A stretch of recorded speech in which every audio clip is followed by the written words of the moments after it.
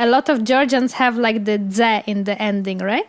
Yeah, so dze means son of a person, and there is also another surname which ends on shvili. Shvili means also son. So there's a lot of sons in Georgia. Yeah. Hello, my name is Patrycja Rozwora, and you're listening to Kitchen Conversations. This podcast aims to open up the mysterious and vague Eastern Bloc to a broader audience. For each episode, I'm inviting one artist or researcher, and together we explore their relation, interest, and the urgency to create within the framework of the post-Soviet sphere. Here, I also wanted to thank everyone for listening and supporting this podcast. It's very rewarding to see that with every episode, the community is growing, which was, of course, the whole point of this platform. If you're a regular listener, you might want to check out my Patreon page, where you can support my work and help me develop this amazing but time-consuming project. You can do that on patreon.com/kitchenconversations.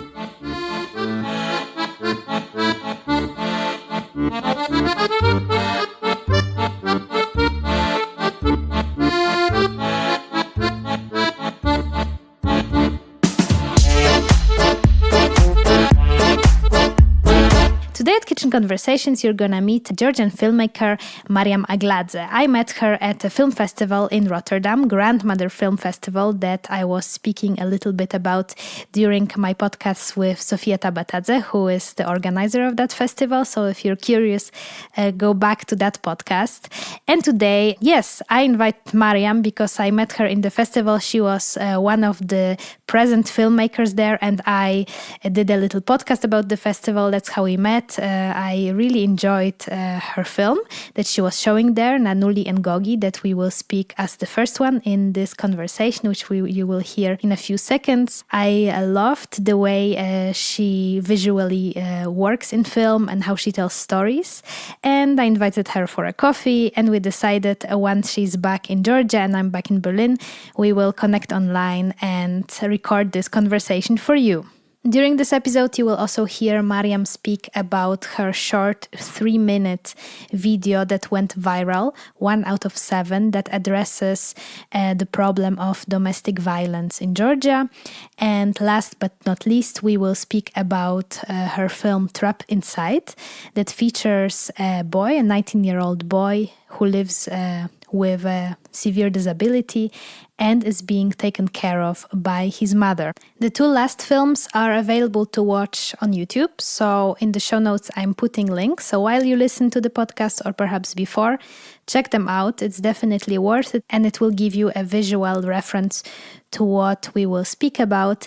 The first one, Nanuli and Gogi, will be shown in Berlin in 2023, otherwise perhaps somewhere else. So follow Mariam on her social medias.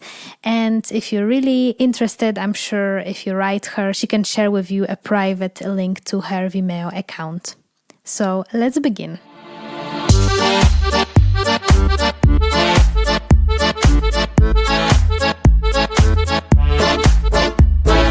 Welcome, Mariam, to Kitchen Conversations. Where are you now, actually?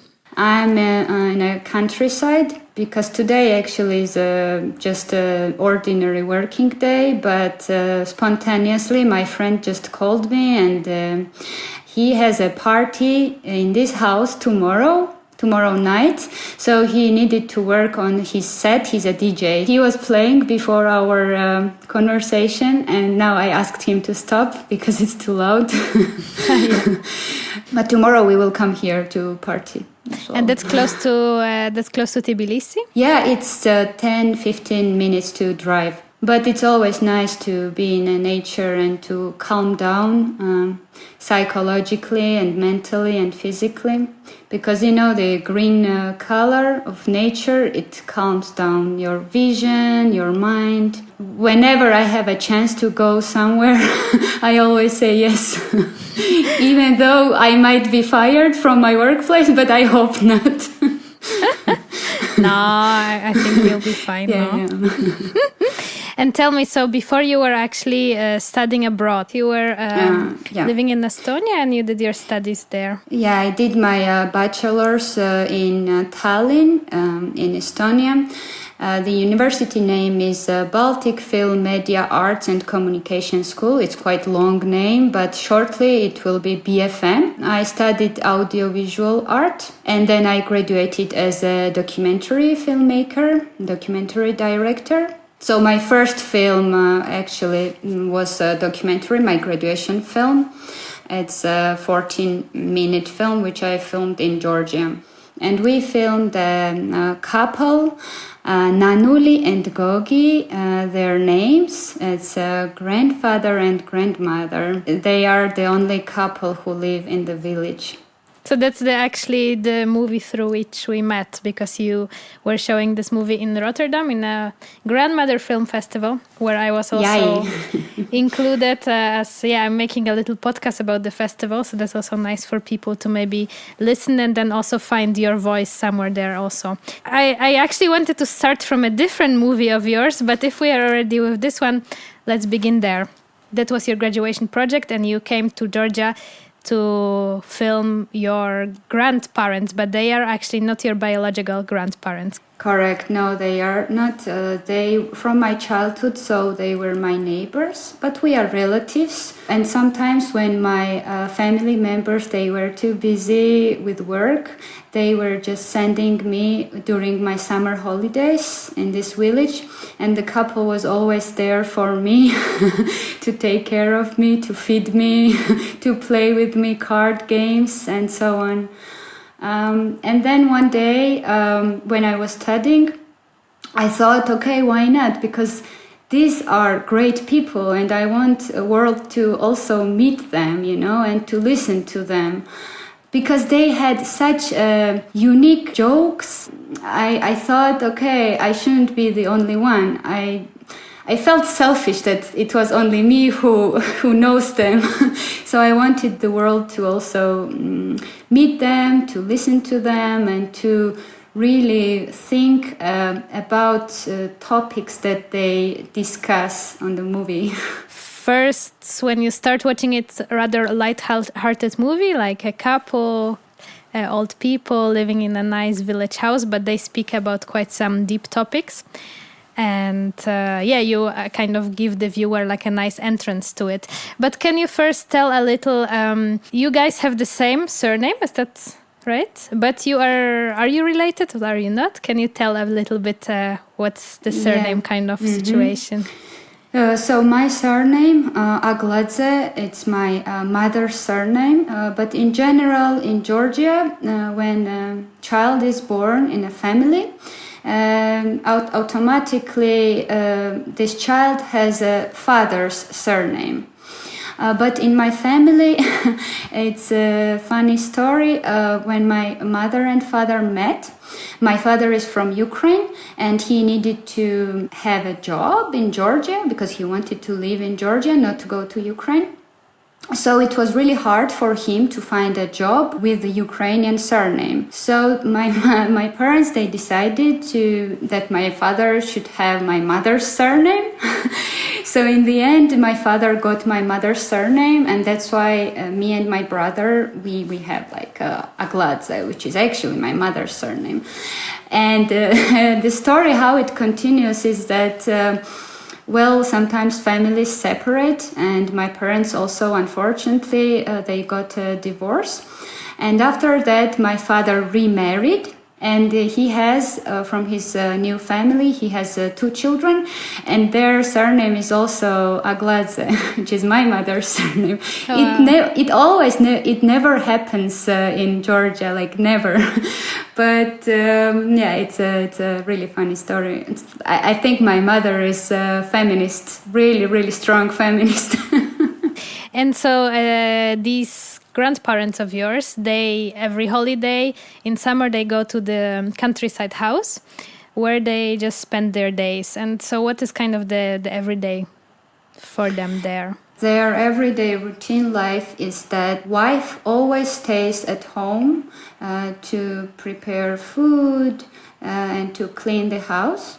And The man always goes to vineyard to take care of grapes, other fruits and vegetables, and just to take care of the land. Just to watch how it goes, how the plants grow. So he needs some time to be alone, but usually wife gets a bit upset and angry when he's gone, as they are all alone in the village. Especially when you're old, probably it's really, really difficult to stay alone for a longer time. And in the evening when they meet, they usually have like arguments, small argument with jokes, of course.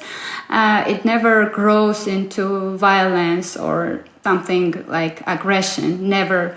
They just discuss things, and then they are together again, happy. And they also speak about death, right? So they kind of feel that at some point one of them will be gone. And they are kind of jokingly speaking who will be the first and how will the other deal with it. So they are very much aware of their age. And I think that was so beautiful how you showed it through certain symbols. Can you talk about that? For them to be filmed, it was something new. They never had an experience to work with a camera. So I only asked them one time, just once, just don't look into the lenses of the camera, and that was it. And they understood what to do, and they were behaving so naturally that I was so happy that the movie was going to be successful, because in documentaries it's really, really difficult. Like for fiction film it's easy because you have actors and actresses and you know that they are experienced, but for documentaries there is a chance that something might go wrong. So I was really happy that they started to talk, to have a dialogue naturally. And as for topics, I also didn't ask them to talk about death, obviously, because I didn't want to upset them. Would be strange, no? To ask about Exactly. I thought that they will talk about it because they always touch this topic whenever there's a guest or someone. Because for others it's difficult and it's a bit uncomfortable to be with older people and to talk about death, of course. But they were making it so light with their jokes, this topic. And you also laugh, even though it's not funny at all. But you laugh. So their ages are 86 and 84. So they are quite old. They can walk and they can think rationally. So they don't have any kind of disease. So I'm happy for that, and I'm very glad that they are still like energetic and they can still move. And when they started to talk about death, they were making jokes like who's gonna be the first. So my movie's initial title was First You or Me. But then somehow we changed the title and we just decided to have it as their names, Nanuli and Gogi. They talk who's gonna go first, and the husband says that I wish that you go first to his wife, because I want the house to be clean and to be ready and to welcome me. And that's what they are making jokes. Yeah, it's really nice to have that kind of sense of humor. So fun. Always good. Yeah. So in your movie, we see the man that goes to the field to work with this special tool to cut the grains and the grass. And that's also the symbol of death. And this is kind of very funny how he comes back with this tool and then they start speaking about the death. Or like, I think the wife is asking, so did you see the death? Why have you been so long gone? Like, did you talk to the death? And it's very funny because he's holding the tool. So it's like almost he's the death, you know, which is like so hilarious. Right. Yeah. It's funny how different people see this movie because actually that tool, it's always in the village, it's in everybody's village. It's always there in the garden, in the backyard, in vineyard. But we never thought, when we were making this movie, we never thought that, oh, this is a symbol, it just happened.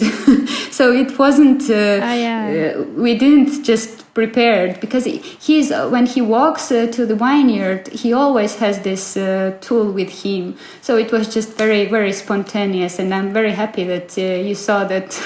Oh, Definitely. It's a symbol. Okay, good. Nice.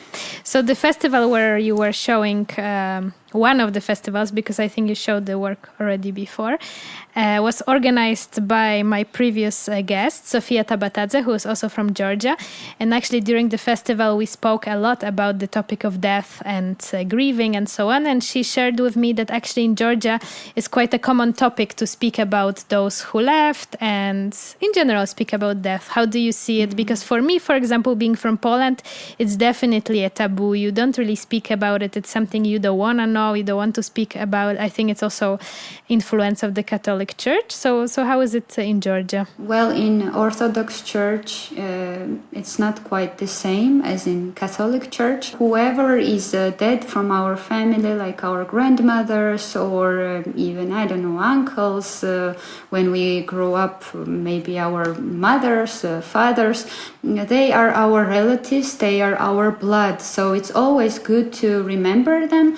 And even when we go to church, sometimes we just think about them and we say that they should be in a light, which means that they should be in heaven always. Also, we have this tradition whenever we have a birthday party, whenever we drink or we celebrate something, we always have one toast for dead people.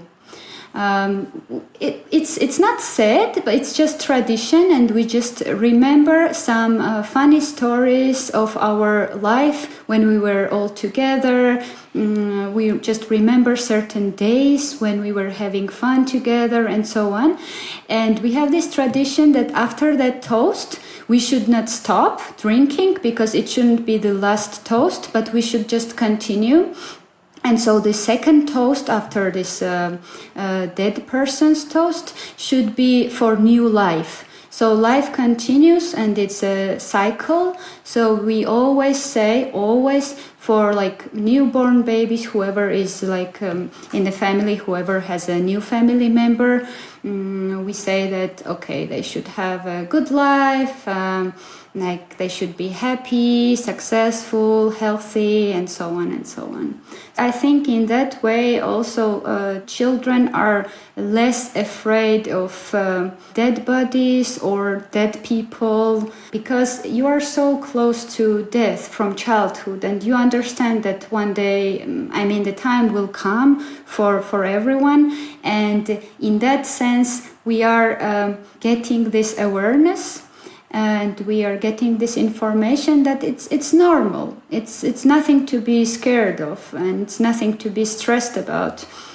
You just have to find one peaceful moment every day and just do whatever you feel like doing and whatever you love to do. And that moment might be just to sit down and just to think about people you loved and they are not alive.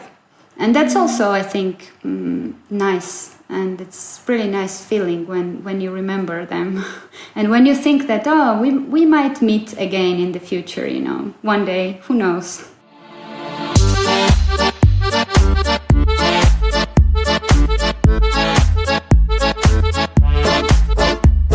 In this few-minute break, I could be promoting a useless product or an external sponsor that would allow me to make this project financially sustainable.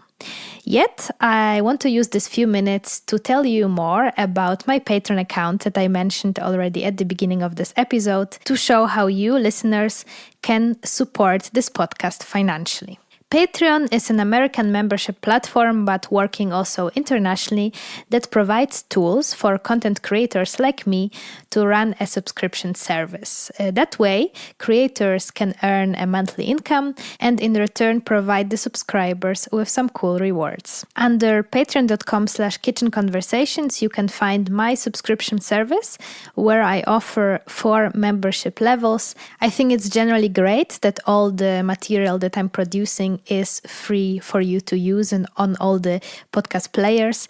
Yet it would also be nice to have a type of income from all the work I'm doing to also bring the podcast farther, to invite some more guests, speak about various topics, have a better quality, and also perhaps be able to pay at least a symbolic sum to the guests who share so much of their art and the insights of their practice with all of us. So please check out my Patreon account, see if you can support in any way. Otherwise, you can also share the podcast with one other person that you think could benefit and have an interest in it.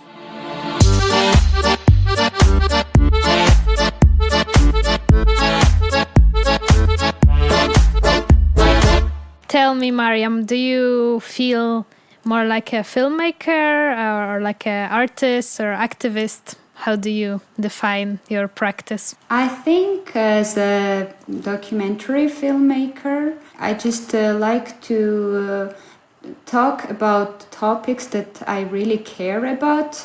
Otherwise, the film, I think, in my humble opinion, I think that it will not be successful.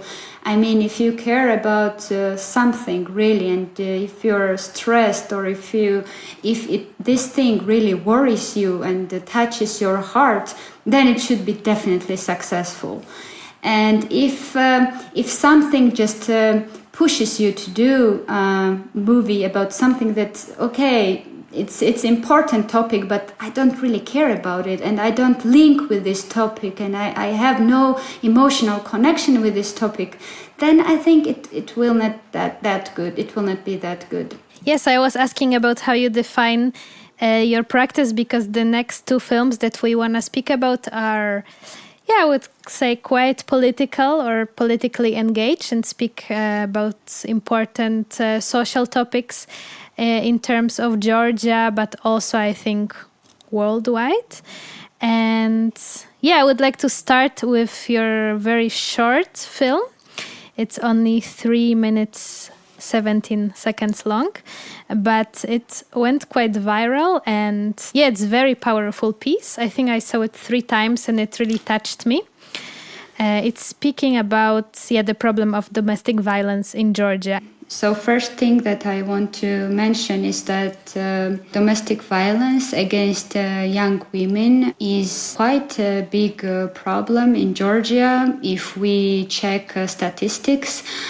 Before our conversation, I checked the statistics, and last year the number was 16,328 total victims. Okay, these are both men and women, but majority of them are women. So first of all, I want to start with the reason why it happens and with whom it happens. So I think, and professionals say that the first reason is that women are not financially independent. So whenever you have a family, you kind of feel that, Georgian women, not like all of them, but it's patriarchy in Georgia. So men is raised in a way that they have to be a leader in a family, and they have to be strong. They have to have high salaries. They have to be powerful, and they are also a mechanism of control. They control women's behavior. They control how they are dressed, where do they go, how they behave, what they say, and so on. But this is actually also violence. It is actually justified by our society, unfortunately, but it is what it is. That's also what people often tell me about Poland, but then I say, no, but among my friends, I don't really see that. But how do you observe that within your kind of peer group? I think also young people have problems, like not only older ones, because we still need the dozens of years to somehow overcome this and to become more a better society, I would say. But we are not there at all, and we are not even going to that direction. Because whenever you ask people, society, they tolerate violence. They say that, it might be women's fault because she got beaten by her husband. I mean, it's just nonsense. Come on. It's physical, mental abuse. It's something that you shouldn't tolerate, never. Doesn't matter what is the reason, but you shouldn't encourage these people who beat their wives. It's like system of patriarchy. There is a pressure on men that they should have high salaries, they should be successful, and if man is not successful, then they become violent because they're not successful, and they fulfill themselves to prove that they are still powerful. They beat their wives. But on the other hand, if, for example, a woman has a better salary, and if woman is financially independent, and they have better salary than their husbands, this also triggers men to become violent. Because they feel that they are not powerful enough, and they are insecure in that way, and they want to prove again that they are still in charge. The good thing is that the last couple of years we started to talk about it, because significantly more NGOs and public services have been involved in this topic to raise awareness and to provide needed services for gender-based violence. And the number that I mentioned before, this is the number that victims actually called. They actually dialed 112, this service. But imagine how many people are there who have not called, and we don't know the statistics.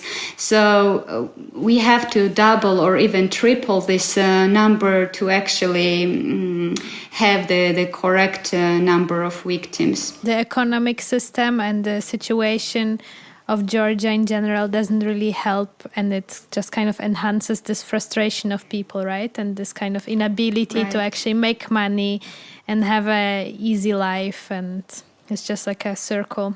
Right. We have some NGOs that work on that topic, but then these women sometimes they have no education whatsoever, and they when they were 16 or 17 or 18 years old, they just butts and got married, and they left their education, they left their careers, everything just for the family. And then when they become victims, they ran away from their homes, and even their families are not taking them back. Like their parents, they are not taking them back sometimes, because they think that, it's like what others will think about us, what neighbors and what relatives will think about us, that you got divorced and now you're gonna live with us. No, and they are just left alone from everyone else, from their parents, from their relatives, from their friends even. So, and they have nowhere to go. And sometimes that's the reason why they go back to their husbands, their violent husbands.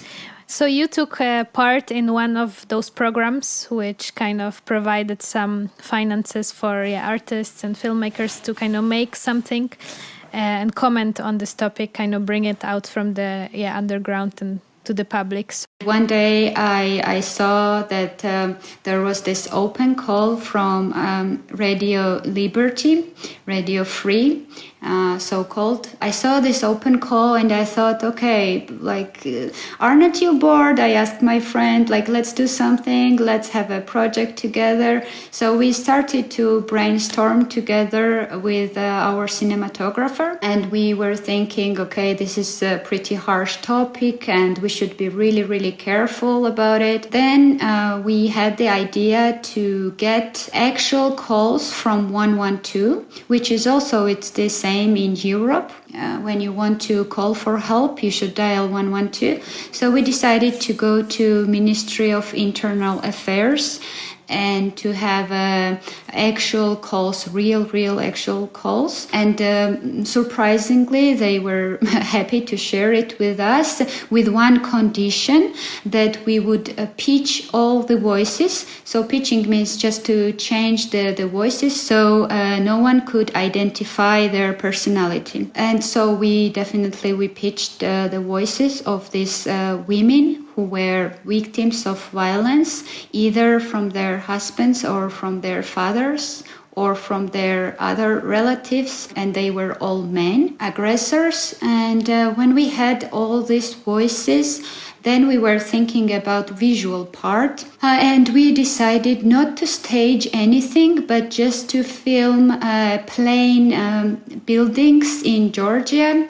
We went to countryside, and we found some really beautiful buildings, and we thought, okay, maybe violence happens here as well, and we just filmed these buildings, and that's all. There are no other visuals, there are no people, just these voices and visual parts of buildings, exterior and interior of different houses and apartments, which we found in Georgia.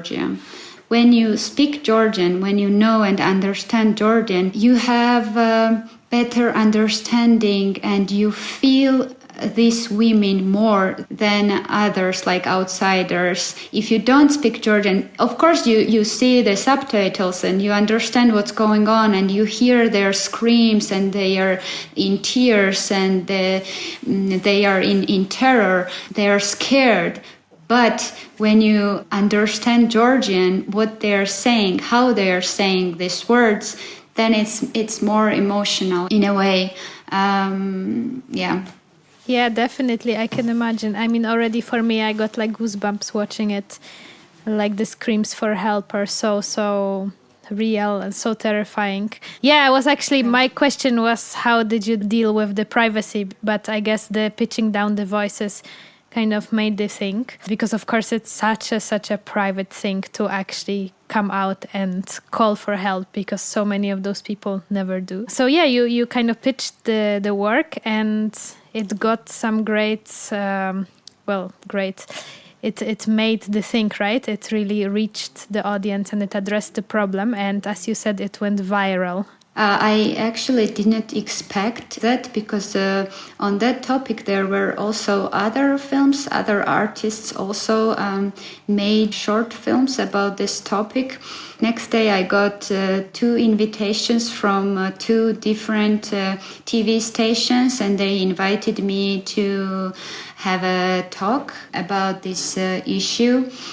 And also many people reached me on Facebook saying that thank you so much for making this film. And now even some victims texted me saying that it gave me a power to leave my husband and to go somewhere else, because I feel that there are so many other women who have the exactly same situation and life as me, and they got this energy to leave their husbands and to change their life radically. So I think I succeeded in a way that I gave some people motivation to do what they should do.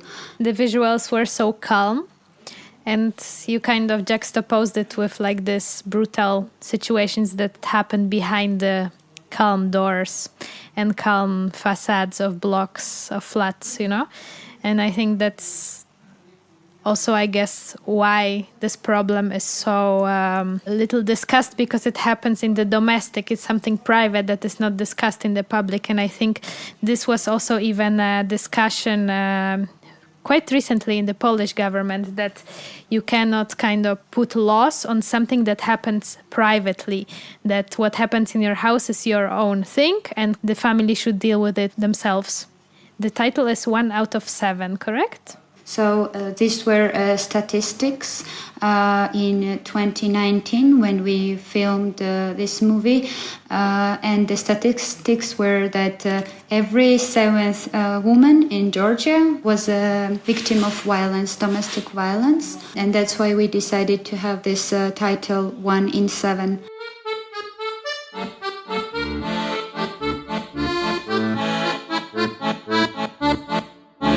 Parallel to working on the podcast, on this episode, I was also finishing a series on Netflix titled Made, and made by Molly Smith Metzler. And I very much recommend to everyone to watch it. It is a 10-episode miniseries which tells the story of Alex, a young mother who is struggling to escape an abusive relationship, and it shows the circle of why is it so actually hard to admit to yourself, to others, that you are being abused, to look for help and to kind of stand on your own legs after years of domestic abuse. Very much recommend. It is available on Netflix and perhaps somewhere else as well.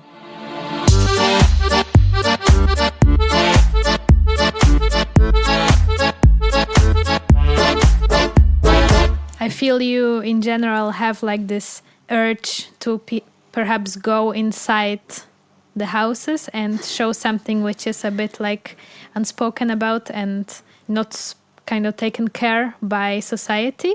Because another of your projects, your movies. It's about a 19 years old boy who have severe and profound disabilities, and his mother takes care of him because he's on a wheelchair, and he cannot live independently, and he cannot move or eat or do anything what we do independently. The movie is in Georgian. It's also a short movie, 11 minutes, and people can see it on YouTube. And indeed, I think the language wasn't that needed, because I think the image really works on its own. And I think there you also touch probably both topics, of course, like the disability and the life with disability, but also about the caretaker, who probably, I assume from what you told us before, is usually the woman, and probably most often the mother, since then the government, I think, also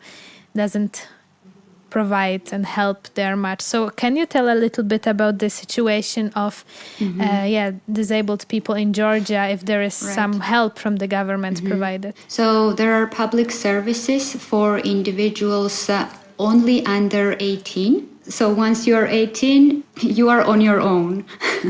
So the government provides services. There are daycare centers, there are therapists, there are non-formal education schools which are free. They're totally free. There are also home-based care practices, but it's limited, so not largely accessible. But what is the most important thing, that all these services are only in capital, in Tbilisi. So for people with disabilities who live in regions, it's pretty hard for them to get access for these services. And we don't have specific services for severe and profound disabilities, what the main character has, because these children and adults are usually locked inside, either with their families or they are transferred to psychiatric hospitals, even though they are not psychiatric psychiatric patients. They are treated as psychiatric patients. They are given some pills to calm down and to sleep the whole day, so they are not like a big problem for others surrounding them. As for the main character, there was a really funny story when we were filming him and his mother. So his mother was telling us that recently they got an invitation from the army. So they were inviting him to go to army as a soldier. Well, it's mandatory for Georgian male to go to army when they are 18. But imagine Vago, is his name, Vago, sitting on a wheelchair. Like, he cannot move, he cannot do anything, he cannot even eat independently, but he got this invitation to go to army. It was funny and at the same time like not so funny story. So his mother was sending them back, like replied to the government that, yeah, sure, come and take him, like take care of him, whatever, like I will get some rest, when he's gone. Unbelievable. So the mother is pretty strong character as well.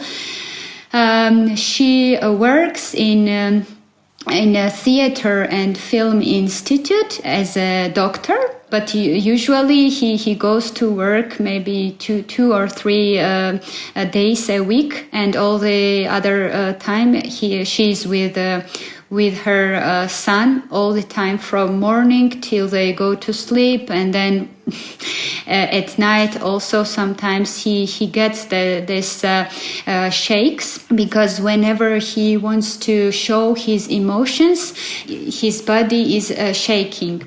When we entered their house, he was worried a bit, but then after some time he was calm, because he got drugged from the medicine he's drinking usually during the daytime. But we managed to film. We spent actually the whole day in their house, from breakfast till dinner, and at night also we entered their house actually when they were sleeping. So it was early morning, and the first scene, of course. Yeah, and his mother told us to go there, because this waking up is a kind of big ceremony for him and for her as well, as they sleep together in one bed, and when they wake up, we showed the whole routine of the day. Because that's what the mother wanted us to film. We had all the permission, and she didn't even ask them to cut this, don't show how he's eating, because it's not something aesthetical how he eats. And in documentary film, it's really hard to understand and to feel where is the line, when to stop filming and what to film and what not to film, because it's already you are going too close to a character and it's too private. But she just wanted us to film everything, every detail, because that's her life, that's his life, and she wanted to show how it is, like in reality.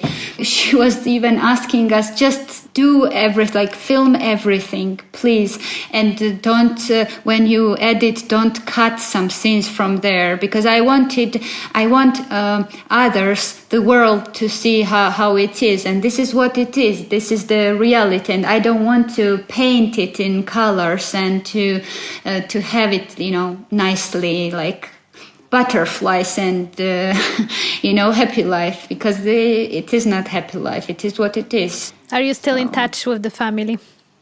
Yes, I am. Recently he had a birthday. Now he's 19 years old, and she's the mother is actually socially very, very active. She's an activist as well. She has her own NGO, and this NGO is union of all the parents who have people who have children with disabilities, and they really support and help each other, and they share all the information they have with each other and all the experience they have, because it is very important that you know someone whose condition is kind of the same as yours, and they are also, human beings, and they need this support, to survive, to cope with the situation, with the condition.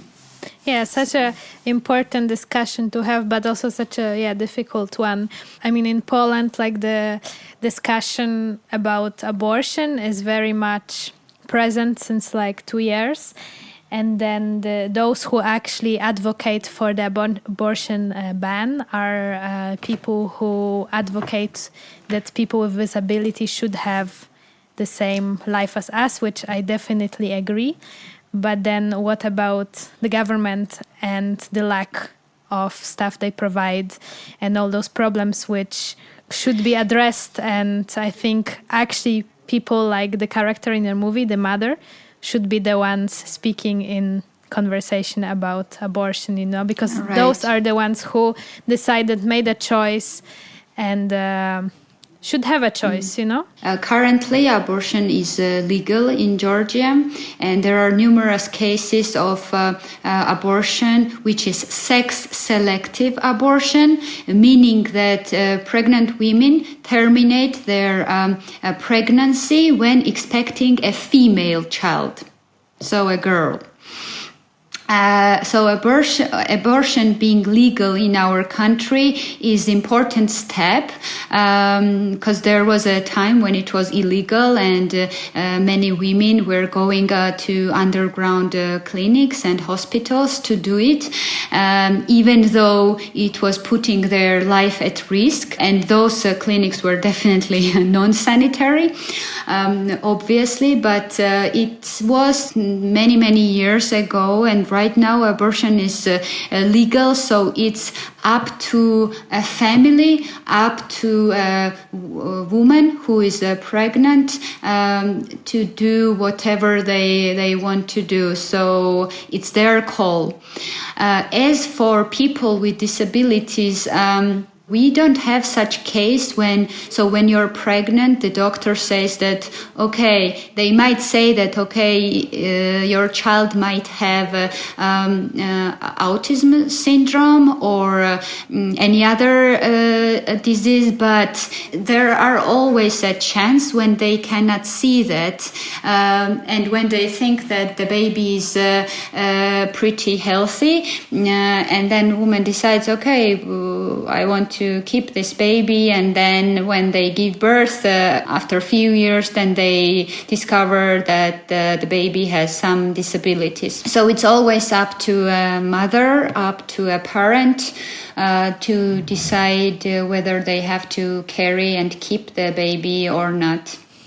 But I'm happy that you're making works about it. It's so important, and I'm happy that people can just see them on YouTube, and it will also reach more audience, I feel, and perhaps motivate people to, organize themselves and also see that there is other people going through the same things. I guess that's also super important.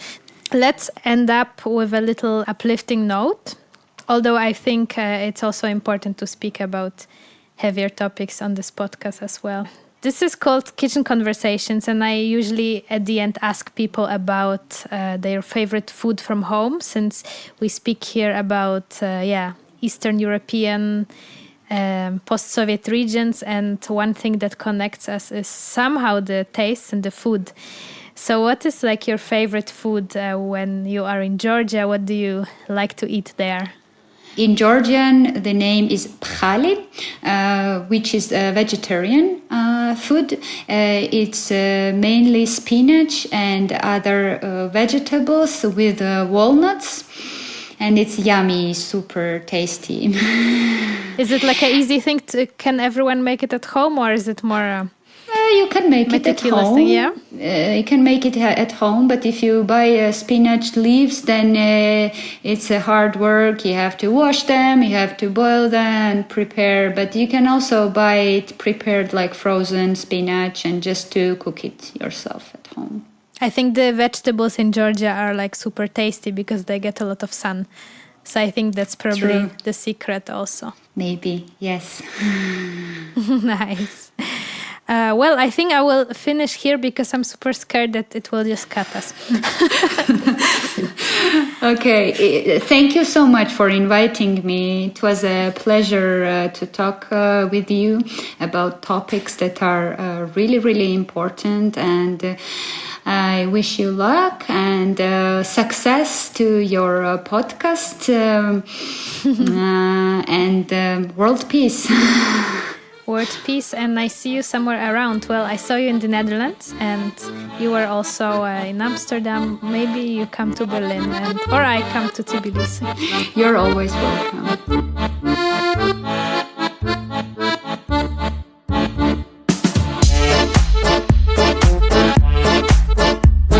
And this was it for today. Thank you for reaching till the end of this episode.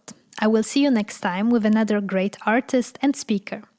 And as mentioned at the beginning, you can support this podcast via Patreon on patreon.com/kitchenconversations, or alternatively, you can also help me develop this platform by making a one-time donation, following my Instagram account, or leaving a comment on one of the podcast players. All of the needed links are placed in the show notes of this episode. Take good care. Until next time.